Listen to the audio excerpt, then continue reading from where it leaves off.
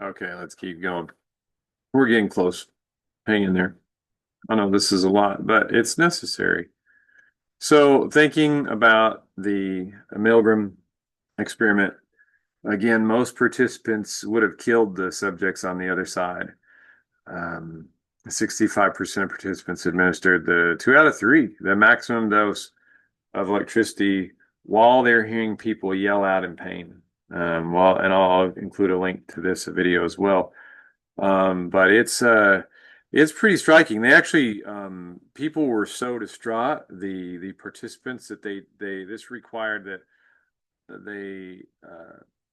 so they required the IRBs, institutional review boards, to institute different policies in informing participants that, hey, you could be involved in some psychological stress, because so some people really like began to doubt themselves because they remember this, they were a participant in this study, like, oh my gosh, I'm capable of killing somebody just because somebody tells me to.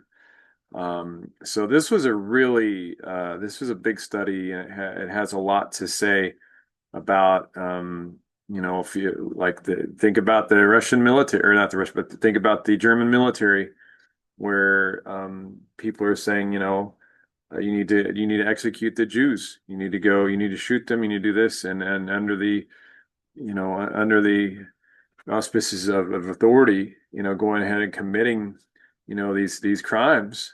Um, Zimbardo, I would say, echoed this in the Stanford prison experiment, where you had people in Stanford University students, the brightest minds of the bright, become so unruly that after 6 days they have to decommission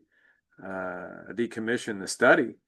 They're supposed to go for 2 weeks, but they started treating the people who were deemed as inmates. Again, it was a randomized control. Some were guards, some were chosen to be inmates, and they started to treat the inmates in such a humane capacity that they had to pull the plug. You saw, Abu Ghraib in Iraq in 2004. There was a prison there, and there were some abuses exposed by the U.S. military, and how they were treating the prisoners and disgracing them and having them, in a pile with masks on, and naked, just trying to denigrate them, feel less than human. And so these studies illustrate the